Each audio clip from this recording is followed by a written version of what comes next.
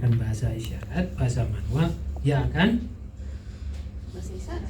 pakai isyarat dan mendengar, karena di rumah dia bisa. Iya enggak? Nah, sekarang saya masuk ke yang mengalami gangguan pendengaran, terutama yang dia profound hearing loss atau yang dia berat gangguannya. Kalau itu sejak lahir atau sangat kecil sekali usianya, berarti komunikasi mendengar dan berbicaranya terhambat. Karena lingkungan di rumah, lingkungan utama atau pertamanya tidak bisa memberikan stimulasi yang benar. Kenapa tidak bisa? Karena dia mengalami gangguan pendengaran. Jadi informasi nggak akan masuk, sehingga anak akan mengembangkan bahasa visual. Oke. Entah menggunakan membaca bibir, gestur ataupun bahasa isyarat. Kemudian di sekolah, lingkungan keduanya dia, kalau dia berada di lingkungan yang menggunakan bahasa visual, berarti anak akan visual. Nah, sekarang pertanyaannya, mau dikemanakan anak ini? Ibu atau bapak mau apa sekarang? Coba. Pinginnya bagaimana?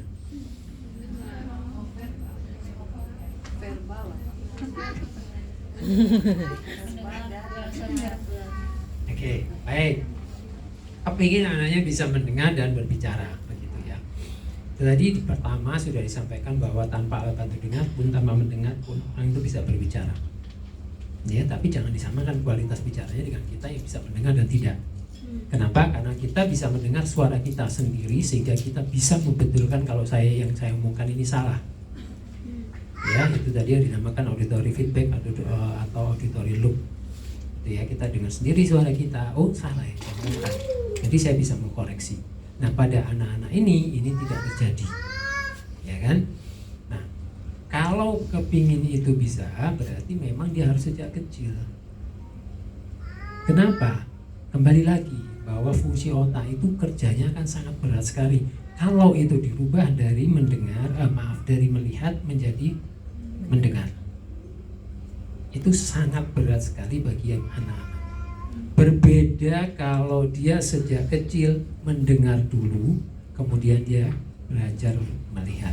Saya ambil contoh yang konkret aja di tengah-tengah kita, dan itu banyak terjadi dan memang sudah dipraktekkan. Kita sering sekarang melihat di televisi itu ada JBI, ya, juru bahasa isyarat itu ya. Dia bisa menerjemahkan dari yang diucapkan orang, kemudian dirubah menjadi bahasa visual atau bahasa isyarat. Apakah dia mengalami gangguan pendengaran? Tidak. Kenapa dia bisa menggunakan bahasa isyarat? Karena dia belajar, ya kan? Nah, sekarang yang jadi masalah itu adalah ketika anak itu dibalik. Ini sudah ada buktinya kan? Berarti orang dewasa karena tuntutan suatu, mungkin katakanlah pekerjaan dan lain sebagainya, dia belajar dan menguasai bahasa isyarat dan bahasa verbal. Kalau sekarang itu dibalik, kemudian dia belajar bahasa isyarat dulu, dan kemudian besar dituntut untuk menggunakan bahasa verbal, bisa nggak? Bisa tapi susah. Ada yang bilang tidak bisa. Yang mana ini? Bisa tapi susah. Apa dasarnya, Bu? Anak saya SLB sekolahnya. Nah, dasarnya apa? Dasarnya dari mana, Ibu bisa bilang gitu? Karena tadi yang pengarahan pertama, segala sesuatunya itu mulai dari perkembangan otak. Ingat tadi yang ada grafik yang semakin berkembang itu turun, kemampuan belajar bahasa itu semakin turun. Itu sebabnya kita tidak bisa, sulit untuk belajar bahasa kedua, ketiga, dan seterusnya setelah kita, kalau di dalam sini tadi grafik atau di berbagai literatur itu, setelah kita masa remaja itu akan sangat sulit.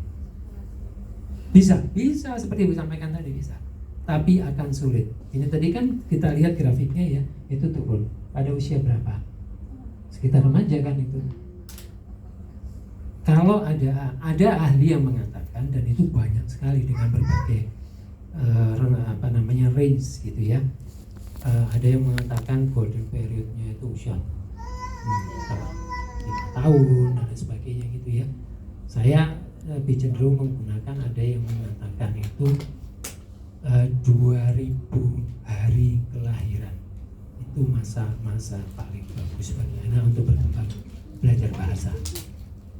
2000 hari, katakanlah dikalikan 2000 hari itu berapa? Nanti kalau dijadikan itu kurang lebih sekitar 5 sekian tahun. Itu dari penelitian tentang fungsi otak dan neurologi, bukan dari gangguan pendengaran, bukan. Ya, kita geser sedikit. Gangguan pendengaran, penelitian gangguan pendengaran sudah banyak itu. Tapi mengimplementasikan, menjadikan satu dengan fungsi otak itu harus dipelajari jadi satu. Tidak bisa berdiri sendiri. Kita belajar mengenai tadi seperti contohkan gangguan pendengaran. Siapa yang belum paham tadi yang saya sampaikan di diagram familiar sound, audiogram? Siapa yang belum paham? Sudah menemui semua kan? Tapi di dalam menerapkan fungsi belajarnya, ibu nyenggol ke masalah psikologi. Gimana cara anaknya gini terus kok? Adakah diterangkan itu di ilmunya di dalam audiologi? Tidak ada. Itu ya. Nah, sekarang kita balik lagi. Kalau anak-anak ini mau kita rubah menjadi mendengar dan berbicara, berarti harus kita apakan? Harus diapakan anak ini? Abilitas, holistik, semuanya. Ini semuanya ya. Ya, itu jawabannya Bu. Ya, artinya apa? Artinya kita mau memindahkan lingkungan, memindahkan anak ke lingkungan yang satu. Berarti harus ada dasarnya. Apa dasarnya? Kalau misalnya ini contoh kasus yang ekstrim untuk kita pahami ya, mudah memahami. Anak tidak mendengar, gangguan pendengarannya berat, profound hearing loss, dia tidak menggunakan alat bantu dengar, sekolahnya di SLB yang menggunakan bahasa isyarat. Kita akan pindahkan masuk ke lingkungan mendengar. Dasarnya apa? Kenapa saya berani memindahkan dari sini ke sini? Katakanlah begitu. Ya. Jadi gini, tidak semua bisa paham dan tidak semua bicara dengan pelan.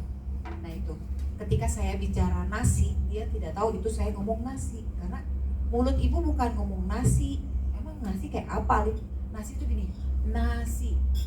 Nah sejak itu, bukan sejak itu ya, pokoknya momen-momen seperti itu akan terjadi di ibu-ibu semua.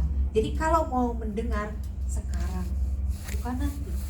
Jadi menurut saya, karena memang tidak semua orang bisa bicara pelan, tidak semua orang bisa isyarat, dan tidak semua pekerjaan menerima anak seperti anak saya, karena tidak semua bisa.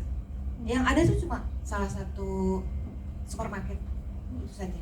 Di luar itu, mohon maaf, untuk persyaratan masuk pekerjaan itu harus cakep, pinter, dan bicara komunikasi, bisa komunikasi. Jadi mungkin itu kenapa saya yang anaknya udah 20 tahun, ngapain belajarin juga? Dulu juga saya belajar, cuma mungkin salah-salah. Karena itu, karena dunia ini dunia mendengar, bukan dunia yang bukan prediksi. Anak saya pakai prediksi jadinya. Ibu tuh ngomong apa sih? Prediksi kan? Karena saya tidak pakai desa isyarat. Ngomong saya seperti ini, ngomong saya seperti ini, jadi dia memprediksi. Kenapa kamu bawa ini? Ibu minta nasi.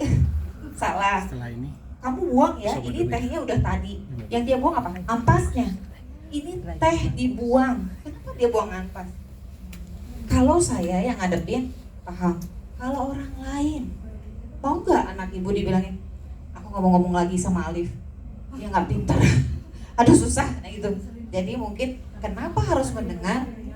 Dunia ini yang yang menuntut dia harus mendengar, harus verbal, harus mendengar, harus bisa bicara dengan baik. Ya, mungkin ini kenyataannya dan jangan terjadi pada yang lain.